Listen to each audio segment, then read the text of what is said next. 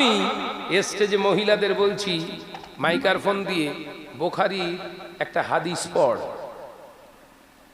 বাঁশটা কাঁদ দেওয়া হলো ভাই, কথা বলছেন না কেন? তাহলে আমার জন্য যেটা হালাল আপনাদের জন্য সেইটা হারাম নাকি? শরিয়াত দুটো না একটা? কথা বলে না তো। যে মৌলী সাহেব দুরকম কথা বলে, এ একলা না দোগলা? এরম দোগলা মৌলী সাহেব সিলসিলার বিরুদ্ধে, সিলসিলার ভক্ত হতে পারে না। এ কথা বলছেন না কেন? আমি আজও পর্যন্ত অন ক্যামেরায় বলছি, দু চারজন চাচা ভাইজান হুজুরের সঙ্গে আমার এক স্টেজে জলসা হয় না, আজও জলসা হয় না, কিন্তু তাদের সম্পর্কে মহব্বত কিন্তু অন্তরে আমার কম নেই। আমি তাদের সমালোচনা কোনো রকম, তাদের বিরুদ্ধে কোনো রকম পেছনে আলোচনা করি না। ভালো লাগে না করে না, ভালো লাগে না করি না, এটা পার্সোনাল ব্যাপার। সমালোচনা করব মানে আমার যারে ভালো লাগবে সেই ভালো, আর যার ভালো লাগবে না টোটাল সব খারাপ নাকি? সারা জীবন 24টা বছর 25টা বছর ধরে দাদা হুজুরের আলাউলাদদের গালি দিলে, হারামখোর হারামখোর আবু জাহেলের দল, আবু জাহেলের দল লাকাব দিয়ে দিলে, এখন তো দেখতে পাচ্ছি সেই আবু জাহেলের দলের হাত ধরেই তকবীর না দিলে তো কোম্পানি আর চলছে না। তাহলে আসল আবু জাহেলকে? কথা বলছেন না কেন? আমি কথাটা ঠিক বলছি না ভুল বলছি? জোরে বলে। আমি বিরোধিতা করছি না, ওই কথাগুলোর শুধু রিপিট চাইছি আমি। তাহলে সেদিনে বলেছিলেন আর আজকে যে করছেন এটার কারণ কি?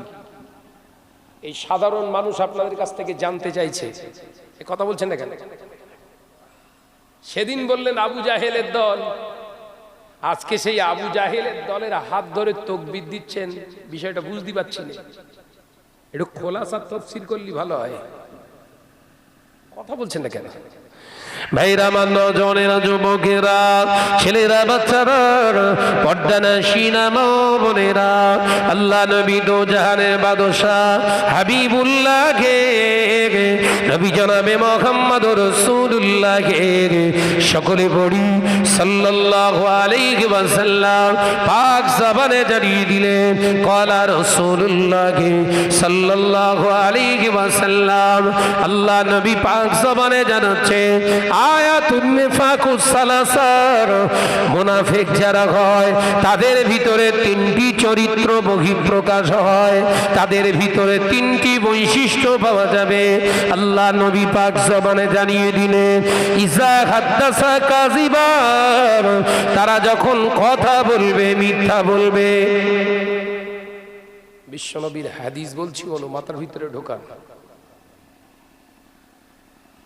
তারা যখন কথা বলবে মিথ্যা বলবে, নতুবা মিথ্যার আশ্রয় নেবে, মানে একই কেস। তাহলে কোনটা সত্য? 3 বছর আগে বললেন আবু জাহেলের দল, আজকে বলছেন জিন্দাবাদ। কোনটা সত্য? কথা বলছেন না কেন? এই অন ক্যামেরায় বললেন, অন ক্যামেরায় বললেন সমাজের বুকে যে জুতো সেলাই করতে, জুতো সেলাই করে খাবো, ফুরফুরায় যাব না। আজকে আবার সেই ফুরফুরা হুজুর জিন্দাবাদ। কি ব্যাপার? বিষয়টা খোলাসা বলেন, কোনটা সত্য, আগেরটা না এখনটা?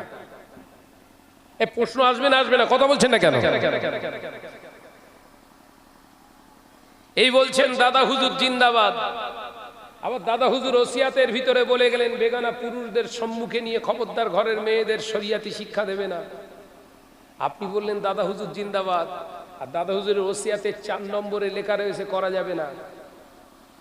কোনটা ভাব, কোনটা ঠিক কোনটা ভুল, এইটা খোলাসা বলে দিলি ভালো হয়। কারণ এই সাধারণ মানুষগুলো তো ধোঁকা খেতে দুনিয়ায় আসেনি। কথা বলছেন না কেন? আলেমরা ধোঁকাবাজ হয়? এই কথা বলছেন না কেন? আলেমরা কখনো ধোঁকাবাজ হয়, মিথ্যুক হয়, প্রতারক হয়, আমানতের খেয়ানতদার হয়? এ সব গুণ পাওয়া যাচ্ছে তো তার ভিতরে। আল্লাহ নবী পাক জবানে জানিয়ে দিলেন মুনাফিকের দ্বিতীয় চরিত্র হলো ওয়াদা করলে ওয়াদাটা খেলাপ করে। আমি আপনাদের এই বজবজ তো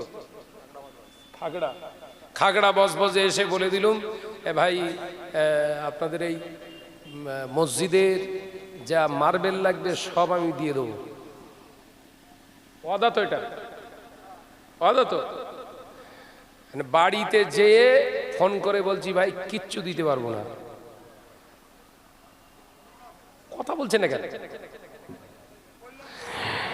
আপনাদেরকে বলে দিলুম ভাই আপনারা দেন আল্লাহর হস্তে টাকা পয়সা, এই মসজিদের মার্বেলের কাজে লাগাবো। টাকা পয়সা আপনারা 2 হাত ভরে দিলেন, সেই টাকাটা নিয়ে পুকুর কেটেছি। ওয়াদা অনুযায়ী কাজ হয়েছে না ধোকা? কথা বলে না তো। মাশাআল্লাহ, আমার শ্রদ্ধে ভাজন ভাইজান হুজুর চলে এসছেন, ঠিক সময় মতো ইনশাল্লাহ আসবে। তাকবীর দেন, নারে তাকবীর। জোরে বল না রে বাবা, নারে তাকবীর। একটু চিল্লে বলো নারে তাকবীর। আলেমের সম্মান আছে না নাই? কিন্তু সানডে মুফতিরা বলছে আমরা যা জানি আর কেউ কিচ্ছু জানে না। আমি ভেবে ভেবে দেখলাম হ্যাঁ সত্যি ওরাই জানে। ওরা যেভাবে ধোকা দেয় আমরা পারবো না। ওরা যেভাবে ধোকা দিতে হয়, যে প্রসেস জানে, শয়তান পর্যন্ত ওদের কাছে শিক্ষা নিতে আসে। কথা বুঝতে পারছেন না? ইবলিস পর্যন্ত ভয় খেয়ে যাচ্ছে। ভাইরা, নজনেরা, যুবকেরা, ছেলেরা, বাচ্চারা, পর্দানাশীরা, মা ও বোনেরা, তাহলে আমি বললাম এক কাজ করব, অন্য কাজ করে দেখিয়ে দিলাম। না না না, এটা হলো ওয়াদার খেলাপ। এ নজনেরা, আল্লাহ নবী বললেন মুনাফিক যারা হয় তাদের ভিতরে 3য় নম্বর বৈশিষ্ট্য হলো তারা আমানতের খেয়ানত করবে। আমানতের খেয়ানত মানে আপনি বিশ্বাস করে আমাকে কিছু অর্থ দিলেন, ওই অর্থটা আপনি দ্বীনের জন্য, শরিয়তের জন্য ব্যয় করার জন্য দিলেন। আমি সেই অর্থটাকে নিয়ে আমার প্রপার্টি হিসাবে লিখে নিলাম। কথা বলছেন না কেন? আমানতের খেয়ানত হয়েছে না হয়নি? আপনারা সবাই টাকা দিয়েছেন, একটা জায়গা কিনবো, মাদ্রাসা হবে। নাম কি দিয়েছি? মাদ্রাসার জায়গা। দলিলে গিয়ে দেখতে পাচ্ছি মোহাম্মদ শাহনাজ মন্ডলের জায়গা। কেরা হলো বলেন? আমানতের খেয়ানত হয়েছে না হয়নি? এই আমানতের খেয়ানতদাররা যদি ওলি হয়, শয়তান বড় ওলি হবে। এই কথা বুঝতে পারছেন না? এই রকম 2 নম্বরই ক্যাটাগরির যন্ত্র যদি আমির শরিয়ত হয়, তাহলে ওদের যুক্তিতেই আমি বলবো শয়তান তাহলে বড় শরিয়তের আমির হয়ে বসে রয়েছে। এই কথা বলছেন না কেন? আপনারা নাম শুনেছেন কি জানি না, গোলাম আহমদ কাদিয়ানি নাম শুনেছেন?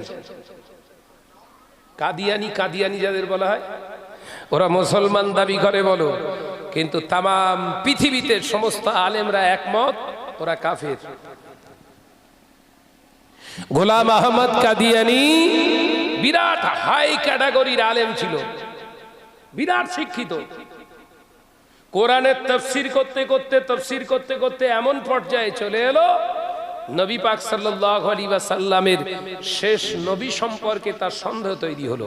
একবার জোরে বলুন না নাউজুবিল্লাহ। সে প্রমাণ করতে চাইলো সমাজে আসলে এটা আমার নবী আখিরি নবী নয়, শেষ নবী নয়।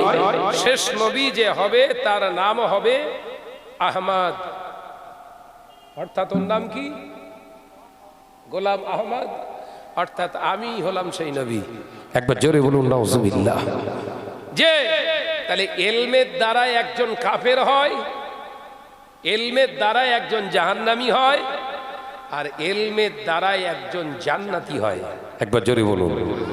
আল্লাহ ওই জন্য কোরআনে বললেন আতিউল্লাহ ওয়া আতিউর রাসূল ওয়া উলিল আমরি মিনকুম, ওই সমস্ত আলেমে দ্বীনের সহমতে তোমরা যাবে। একটু দরুদ শরীফ পড়েন তো, হুজুর ফোন করেছে। আল্লাহুম্মা,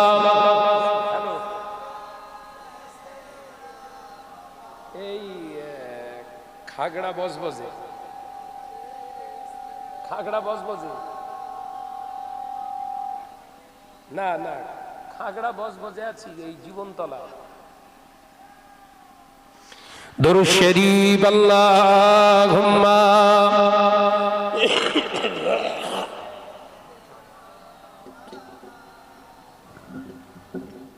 সবাই রয়েছে, আমি চা খাবো, এবার চা এনেছি, কি করব? আপনাদের কষ্ট হবে না তো? জি, মহব্বতের সঙ্গে দরুদ পড়ি। আল্লাহুম্মা সাল্লি আলা।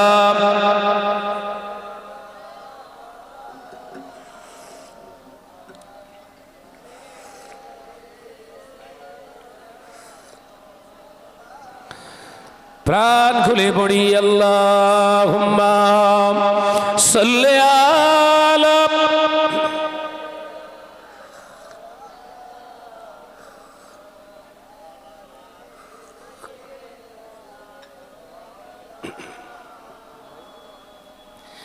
পাহাড় যেমন করে ঝরনা বগায়, নদী যেমন করে সাগরকে চাগায়, তেমনি করে প্রভু চাই তোমাকে, আধার যেমন করে চায় আলোকে। জোরে বলেন নারে তাকবীর, নারে তাকবীর। আধার যেমন করে চায় আলোকে, পাহাড় যেমন করে ঝরনা বগায়, নদী যেমন করে সাগরকে চায়, তেমনি করে প্রভু চাই তোমাকে, আধার যেমন করে চায় আলোকে, আধার যেমন করে চায় আলোকে। লা ইলাহা ইল্লাল্লাহ।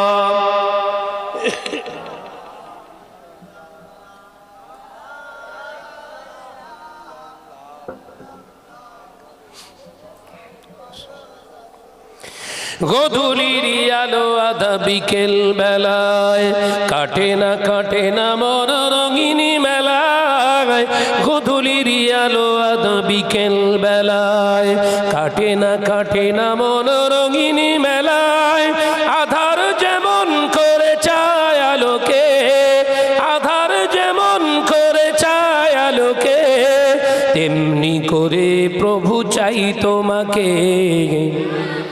জোরে বলেন, একটু জোরে হয় না?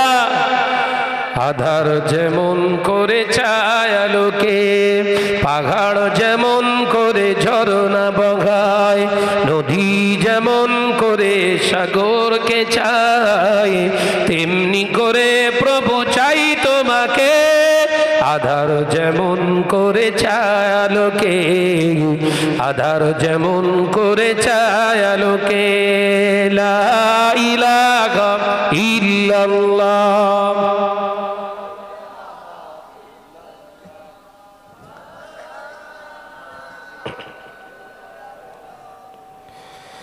মুহাম্মাদুর রাসূলুল্লাহ।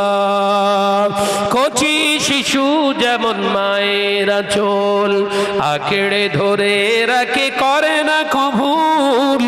কচি শিশু যেমন মায়ের আঁচল আঁকড়ে ধরে রাখে, করে না কবুল।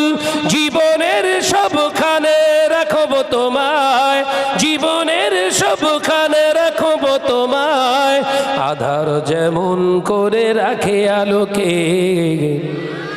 জোরে হবে না? নারে তাকবীর, নারে তাকবীর। আধার যেমন করে চায় আলোকে, পাহাড় যেমন করে ঝরনা বগায়, নদী যেমন করে সাগরকে চায়, তেমনি করে প্রভু চাই তোমাকে, আধার যেমন করে চায় আলোকে, আধার যেমন করে চায় আলোকে। লা ইলাহা ইল্লাল্লাহ।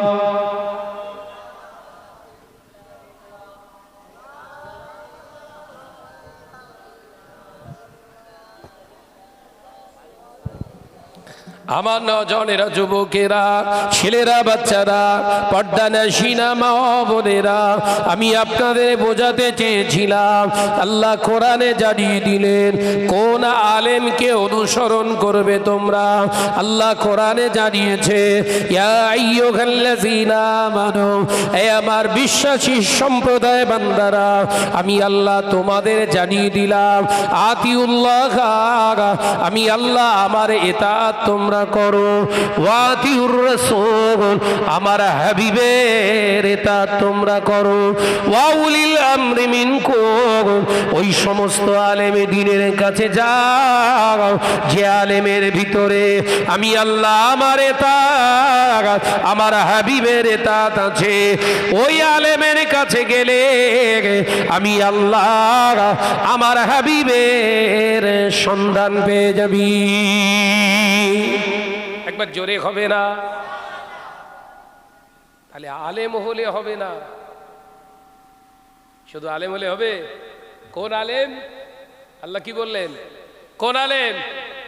আতিউল্লাহ, যে আলেমের ভিতরে আল্লাহর হুকুমের ইতাআত আছে।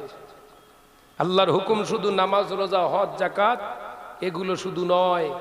জবানে মিথ্যে কথা বলতে পারবে না, গরিবের সম্পদ আত্মসাৎ করতে পারবে না, আমানতের খেয়ানত করতে পারবে না। এসব কার হুকুম? কথা বলে। এই কি হচ্ছে তোমার মাইকে? মাইকের এরকম কেন বাবাজি? এগুলো সবই তো আল্লাহর হুকুম। জবান দিয়ে পরনিন্দা করতে পারবে না। এখন তো স্টেজ মানে শুধু পরনিন্দা ছাড়া আর কিচ্ছু নেই। এই কথা ঠিক না? বুঝো, মানে ওই হক কথাগুলো তুলে ধরছি বলে ব্যবসায় ভাঁটা পড়বে, এই জন্য চিল্লাচিল্লি করছে। তা আপনারা দাওয়াত দিয়ে এনেছেন আলেমদের হক কথা শোনার জন্য। তো যখন পরনিন্দা করছে কোনো বক্তা, কিছু না পারেন অন্তত উঠে বলুন, আপনি নেমে আসুন, ওয়াজ করার দরকার নেই।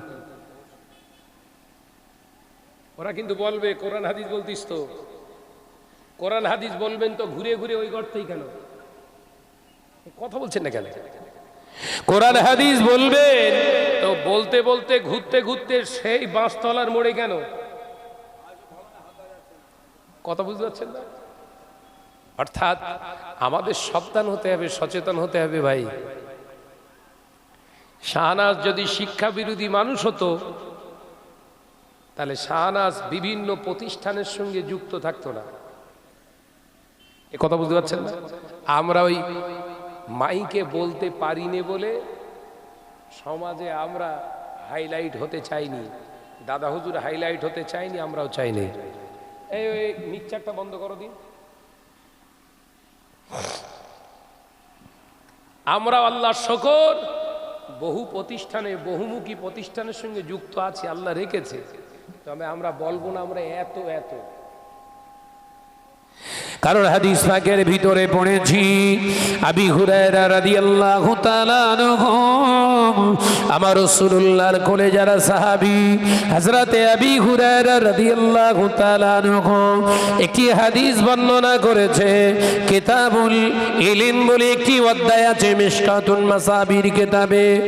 এ নওজওয়ানেরা, যুবকেরা, ছেলেরা, বাচ্চারা, একদল আলেম জাহান্নামে যাবে, একদল শহীদান জাহান্নামে যাবে, একদল দানী জাহান্নামে যাবে। এটা বিশ্লেষণ করে বোঝায় একদল আলেমকে আল্লাহ জাহান্নামার খোরাক বানাবে। কোন আলেম? দুনিয়ার জমিনে যে আলেমগুলো এই প্রত্যাশা করত সবাই আমাকে রেসপেক্ট করবে, সবাই আমাকে সম্মান করবে, আমাকে হুজুর হুজুর বলে তোষামত করবে, এই ইচ্ছা নিয়ে যারা আলেম এলেম অর্জন করেছে, আমি আল্লাহ তাআলার হাবিব জানিয়ে দিলাম ময়দানের মাহশরে ওই আলেমদেরকে আল্লাহ আল্লাহ উত্তোলন করে প্রশ্ন করবে, ওরে আমার আলেম বান্দা, দুনিয়ার জমিনে ইলম অর্জন করেছিলিস কার রেজামান্দির জন্য, খুশির জন্য? আল্লাহর আলেম বান্দাটা বলবে, আল্লাহ তোমার রেজামান্দির জন্য। বান্দা তুমি সত্য কথা বলো না, তুমি সত্য কথা বলো না। ফেরেশতারা বলবেন, বারহাক, আল্লাহ আপনি ঠিক কথা বলেছেন, এই আলেমটাই হলো মিথ্যুক। সাক্ষী দেবে কে? আরে আছে তো, আমার দুই পাশে আছে, কিরামান কাতিবিনা ইয়ালামুনা মা তাফআলুন। আল্লাহর কোরআন বলছে, আমি যেখানেই যাই না কেন সঙ্গী আমার আছে ফেরেশতা। কিরামান কাতিবিনা ইয়ালামুনা মা তাফআলুন, আমার সব কর্মযজ্ঞ সমস্ত কিছু নোটেট করছে। সুবহানাল্লাহ বলেন, একবার জোরে হবে না? এড়িয়ে যাওয়ার রাস্তা আছে? আবারও আল্লাহ বললেন, আল্লাহু লা ইলাহা ইল্লা হুয়াল হাইয়ুল কাইয়্যুম লা তাখুযুহু সিনাতু ওয়ালা নাওম। আমি ঘুমোইনি, আমি আল্লাহ ছিলাম, আছি, থাকবো। আমি আল্লাহ, লা তাখুযুহু সিনাতু ওয়ালা নাওম। ঘুম আমার স্পর্শ করে না, বিশ্রাম আমার দরকার হয় না। আমি আল্লাহ খাওয়া দাওয়া করি না, সদাই সব কিছু আমার চোখের সামনে, আমার জ্ঞান থাকা অবস্থাতেই সব কিছু ঘটে। একবার জোরে বলুন। তার মানে আমি কোথায় যাচ্ছি না যাচ্ছি এ খবর মিডিয়া রাখুক আর না রাখুক, জোরে বলেন, আল্লাহর কাছে আছে। আর দুনিয়ার জমিনে শাহনাজ এই খাগড়া বজবজে ওয়াজ করতে এসছে, এটা নোটেট করার জন্য ভিডিও হচ্ছে। ওটা তো আমার সৃষ্টি, সেই সৃষ্টির তোরা সৃষ্টি করেছিস ক্যামেরা, আর আমি আল্লাহ, আমার সৃষ্টি আছে, আমার রহমতি কায়দায় রহমতের ফেরিস্তাদের আমি লিখে রেখে দিয়েছি কিয়ামত পর্যন্ত। সমস্ত ম্যান পিছু আমি আল্লাহ ফেরেশতা নিযুক্ত করে রেখেছি। কি তারা করবে? কিরামান কাতিবিনা ইয়ালামুনা মা তাফআলুন, তোদের সব কৃতকর্মগুলো তারাও লিখে রাখছে। একবার জোরে বলুন। এড়িয়ে যাওয়ার জায়গা আছে? ময়দানের মাহশারে আল্লাহ পাক আলেমকে বলবেন, বান্দা দুনিয়ার জমিনে তোকে সবাই হুজুর হুজুর বলতো, হ্যাঁ আল্লাহ বলতো। দুনিয়ার জমিনে তোকে বিরাট সমাদর করত, হ্যাঁ আল্লাহ করত। এলাকার মানুষ যখন তোকে সম্মান করত, রেসপেক্টেবল হতো, সবাই যখন মহব্বত করে তোকে ডাকত, এটাই তো তোর ভিতরে আশা ছিল, হ্যাঁ আল্লাহ ছিল। আমার আল্লাহ বলবে, রে বান্দা, দুনিয়ার জমিনে এলেম অর্জন করেছিলিস, যে আশা নিয়ে আকাঙ্ক্ষা দিয়ে, সেটা তোর পূর্ণ হয়ে গেছে। যা, আমি আল্লাহ হুকুম করে দিচ্ছি, জাহান্নামের খোরাক হয়ে যা। বলার সাথে সাথে ওই আলেম মুয়াজ্জিনের ঘাটটা ধরে মুখ ঘষরাতে ঘষরাতে জাহান্নামায় নিয়ে চলে যাবে। আনাস বিশাল বড় হুজুর,